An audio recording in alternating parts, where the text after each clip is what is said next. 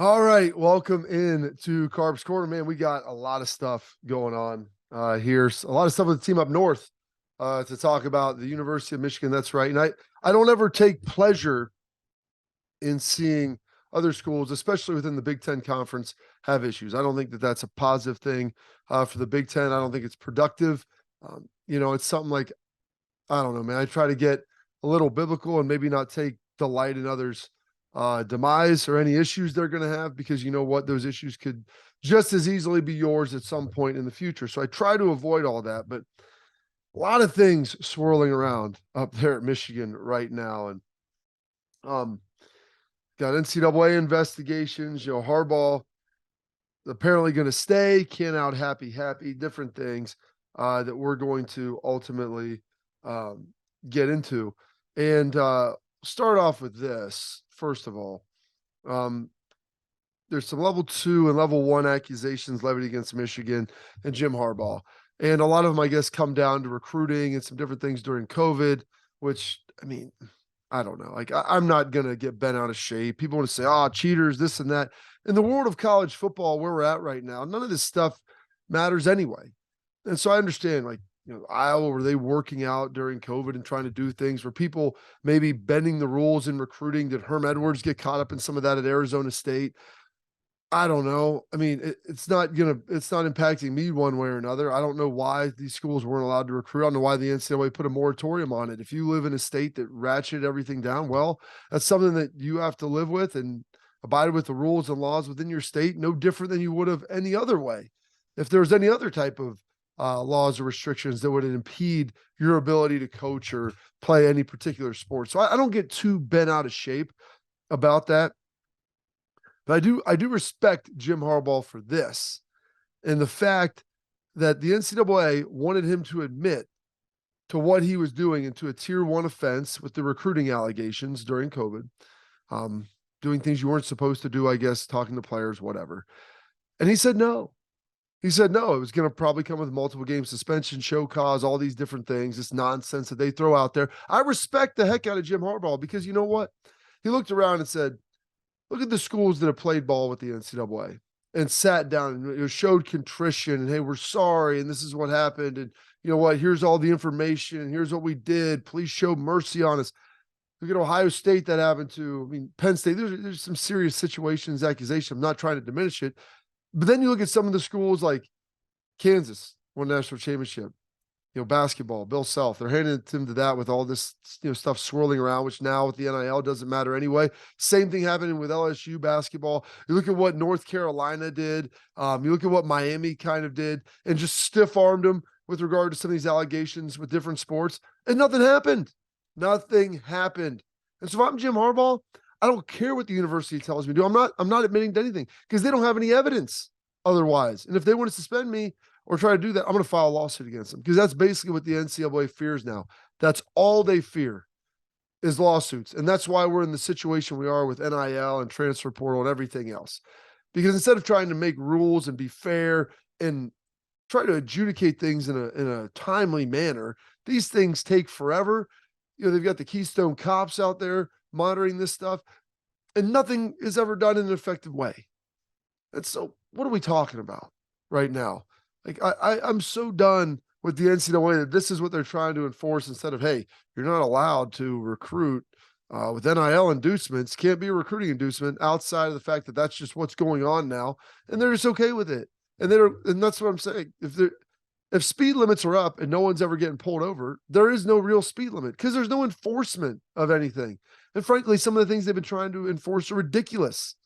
You know what? Let teams have their analysts coach on the field. If they want to be able to do that, and they can afford to bring in the analysts. The NIL inducements, okay, I guess. Like, I don't know a way to solve the problem yet. Hopefully people are working on it so that every year you can't have just people hopping in the portal and saying, hey, I had a good year. Let's see what I can get out there somewhere else. Because that's not how it works in professional sports either. You have contracts that you're tethered to and you can't leave. And if guys want to leave, hey, then they have to pay back the money or whatever it is. I don't know. Figure that out, how that ultimately works. But if I'm Michigan, I'm not sitting down and handling any of this. I'm pushing back as hard as I can. Get out of here. I'm not going to let you in. I'm not going to talk to you anymore. We've tried to before, And this is what ultimately happens. So he's not going to admit lying. And I love it. I love it. I'm honestly here for this, Jim. And I have your back in this situation. And you know what? He may have beat Ohio State the last couple of years, but I hope that this is the stance with anything that happens in the future that Ohio State takes, because this is what a lot of schools have started to do. And frankly, I think it's the wise and prudent move until the NCAA comes together and maybe they sever stuff off with the group of five or the Power Five or whatever football playing schools. The reality is that the rules are made for 400 some odd schools that half of them, they're all in different tiers for their commitment to athletics and what they want to have.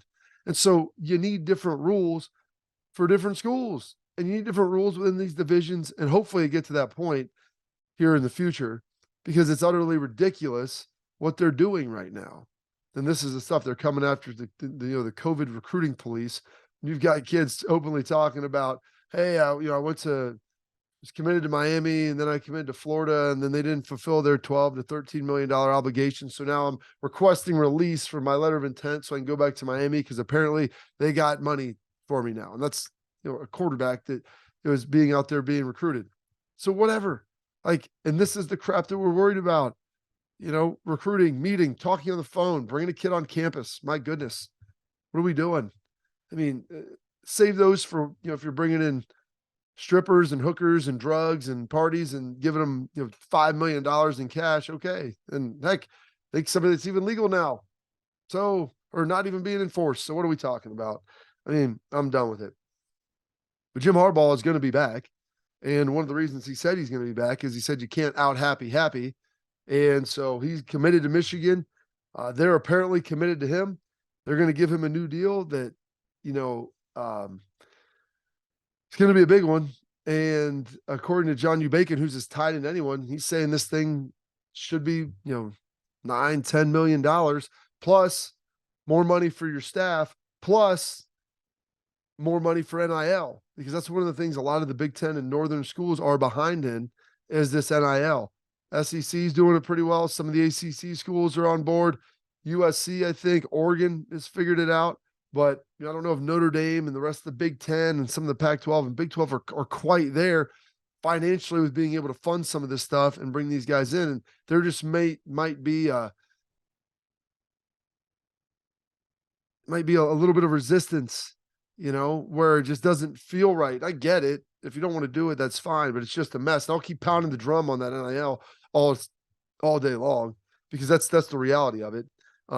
And we'll get to some more of that here in a second as it plays to Ohio State, but also the breakdown of relationship between Ward Manuel and Jim Harbaugh, which John U. Bacon said was good, now poor. And that's why you have the President Soto up there at Michigan talking about how he's the one supporting this. And he's going to talk to Ward Manuel about his recruiting, about his contract with keeping Jim Harbaugh on board. And there's just so much there that it's a little bit like a soap opera. And I do respect the fact that their President Soto up in Michigan, he was at Cincinnati. He was vital in, I think, Luke Fickell being there. And understanding, hey, we might be a prestigious academic institution. Heck, we might even be a prestigious academic institution. Great medical center, all these other things that, we're known about worldwide for. But as John U. Bacon said, when you put in the Google search and you type in University of Michigan, first thing that's coming up, football. Ohio State, football. And you know what? And you can ask Alabama, you can ask Clemson, any school. When you have a very visible and well-respected football program, people want to enroll there. People want to go there to be a part of that. It seems like having fun, being part of a winner, going to games on Saturdays. And you know what that does? Elevates your admission number so you can be more selective. And so your student body is better. And Ohio State has experienced this for the last 20 years where, my mom went here, you get in with a heartbeat. Everyone joked, high school diploma. By the time I was getting here, a little more selective. 5 years after, we'd won a national championship and we're rolling. It's getting tough. And now it's in the top quarter of the Big Ten because of all that. So you got to understand that and understand what's going on. And then the last piece is, we'll throw this up here. It's not good. Michigan football co-offensive coordinator Matt Weiss is on leave amid University of Michigan Police Department investigation into a report of computer access crimes at Schembechler Hall. Pete Thamel tweeted that out. So this is not a good thing. He was on administrative leave. Now he is going to be terminated. When you talk about crimes, and this isn't like recruiting violations, this isn't anything else. There's only one thing that comes to mind with this, and that's stuff that you don't even want to go down. And apparently it looks like that might be the case. So we'll see kind of where this goes. But it's an unsavory thing, to say the least. And no one's really talked a lot about it. I don't think nobody knows a lot about it. But when the police are involved, this isn't something recruiting or anything like that. This is something that is illegal, which is a completely different element. You can look at a lot of things on your computer, but the police are getting involved. Obviously, you stepped over the line, and there are some things that should not be there, even though the internet has just about everything to offer. So you can do the math, and I'm not going to spell it out for you on what potentially that might be. And I hope that's not the case, but we'll ultimately see. Moving forward, talking about recruiting. Throw this up here, Buckeye Inside. I don't know why Ohio State is even pursuing prospects like Sammy Brown right now. We aren't going to land him, so I'm not sure why we're wasting our time. Would rather push the fringe top 100 players who have high upside, prioritize them early, and just develop them under Jim Knowles. What the heck does that mean? If you're not going after the best players, then you're not trying to win. Understand you're not going to get every guy. So my man Jay Book will throw this up response to it. That type of thinking will not win national championships. Thank goodness the coaches aren't afraid to go out there and recruit the best of the best. And so you get down this stream on Twitter like, well, we'll never get those guys anyway. Knowles can't recruit this and that. Like, nobody's recruiting those guys unless you're giving them cash. That's the reality with NIL now. You have to be able to compensate those guys. And they say Ohio State needs to get the NIL figured out. It's not Ohio State. The coaches know what to do. They understand it. Administration-wise, they're doing some things trying to get this push forward. But it really comes down to the alumni, boosters, fan base, whatever you want to say, the people that say they care a lot about it, putting money into a pot to be able to get it to players, because that's what they're doing at Georgia, at Florida, at Bama, at Texas, at A&M. And you can say with varying degrees of success on the field, but the ability to land elite players is what is happening at a high level. And I'm going to tell you this, the more better players you have, the better chance you have of being good. And listen, it's not debatable. Teams that finish historically in the top 5 or 10 in recruiting are the teams that have been going to the CFP, notwithstanding Texas A&M. Everybody likes to point to them. They've screwed it up and they haven't done a good job, but most of the people have done a really good job. And so they've converted these players that have been good high school players. They get them onto campus, however you have to do it. And with doing that, you're able to have success on the field because they are talented players. You develop them. And yeah, you might be giving them some cash that might be unsavory to people and they may not like it, but that's the way to get kids to campus because everyone else is doing it. And no one's monitoring this stuff right now. All right. Moving forward. Other news, we start getting to spring ball and some different things. We'll throw this up here. Ohio State sets the spring game date for April 15th. So what does that ultimately mean? You're going to play that Saturday. It's going to be at noon. We're going to have a quarterback battle between Devin Brown and Kyle McCord. We'll ultimately see how that goes. Historically, how they have done that at Ohio State when it comes to practicing. So we'll look at this. Ohio State goes on spring break the week of the 12th. That's a Sunday. So I'm guessing March 6th, that week right there, is when Ohio State will ultimately start spring ball, probably have a couple practices. You give the guys the week, the spring break off, they come back, they start hitting, they start rolling and start moving forward. So this will be a big spring. Got to get the O-line questions answered. Maybe they'll get some more guys out of the portal, but they've got to develop guys. And then ultimately that quarterback battle will be big. And we'll see, defensive back wise, how they do. Good news. Josh Proctor, I think, is going to be back, which that'll give him and Lathan Ransom back there 2 safeties. So you feel even better now about that position than maybe what you did before. Just giving you veteran depth, as we found out, is always a good thing. Good news here. We'll throw this up. Positive if you want a Buckeye fan. For Georgia fan too. Longest active AP poll season appearance streaks. Just appearing in the AP poll. That means you're not having a bad year. You were good or you're expected to be good and you're right there. Ohio State, 55 consecutive seasons, longest active streak. Next closest are Georgia, Wisconsin, Oregon, Oklahoma, LSU, USC, the usual suspects kind of rolling through there, and Notre Dame as well. So that's a great thing. because that means Ohio State's been rolling for a long time. And then lastly, I'll throw this up. This is Big Ten, feeling good about it. Best Big Ten win percentages against ranked opponents past 5 seasons. Ohio State's tops that list and basically doubles everyone, as I think you would expect them to ultimately do, just because of the prowess that they have had over the last number of years and their success. I think the irony is you see Purdue kind of jammed in there, and I know one of the teams they beat during that run that was ranked, and that was Ohio State. But they've been put in a pretty good situation. But Ohio State doing a great job. Now we're going to get to the mailbag. We'll fire some of these away. If something were to happen with Ryan Day's spot as head coach, would you think OSU looks at Hartline first, or outside coach at OSU, or maybe a different coach on the current staff, excluding Hartline? Ryan Day was the first coach they had hired since way before Woody Hayes that didn't have head coaching experience, and he was on the staff. So maybe they would do that. But Day had been in the NFL. He'd been a coordinator in the NFL. He'd been around. He was coordinating Ohio State.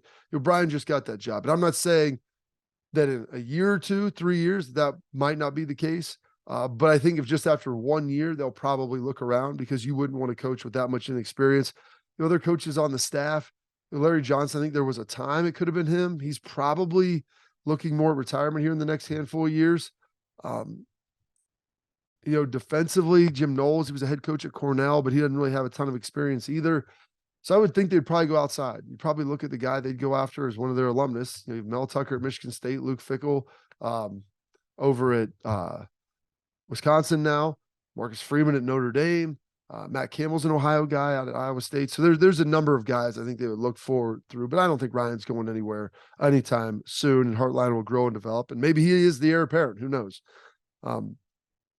With the chaos of boosters leveraging NIL money to sway recruits and tamper with players on the current teams, along with the sheer number of players hitting the portal every opportunity, does the NCAA have any control left over football? Not really. They can get it back, but it's going to take the new Big Ten commissioner. It's going to take Greg Sankey. They're going to have people sit down in a room that care, and they have to devise some rules and say, this is how we're going to play. And these are the rules that everybody can agree to. And no one's going to want to agree to all of them. And there's going to be some things that upset some people. But the thing is, the ability to transfer at any given point in time, all the time, that needs to go.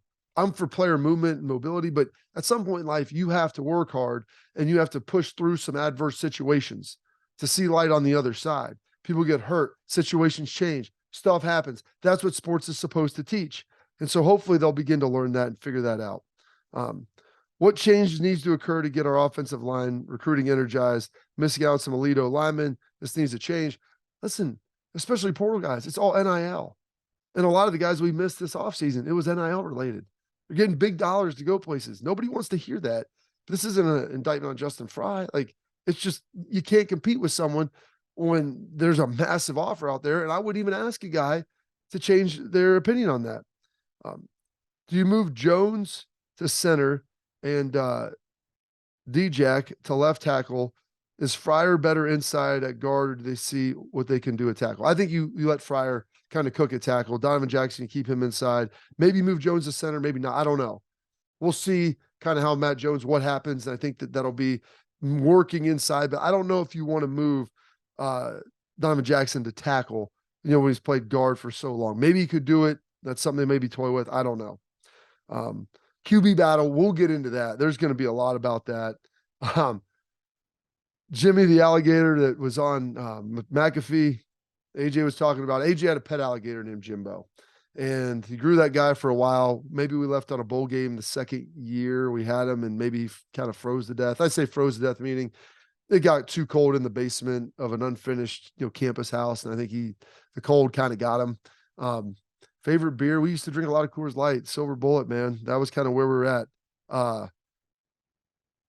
Is Knowles actually not so great at recruiting, or do you think what we've seen so far is NIL and other factors? I think Jim Knowles is a fine recruiter. I don't know if he's got the prowess of Brian Hartline out there, but I think we've seen a lot of NIL stuff. And there were some guys they missed out at linebacker. They've got good linebackers right now, and the fact that Steele and Tommy came back is huge. CJ Hicks is here. He's really good. Cade Powers is going to be good. I like Reed Fragel, I like Reed Carrico rather. Cody Simon, they have good linebackers still in the mix, and they're going to continue to recruit some more. I'm not overly worried about that position just yet. Who's the new Big Ten commissioner? My money would be on Jim Phillips right now.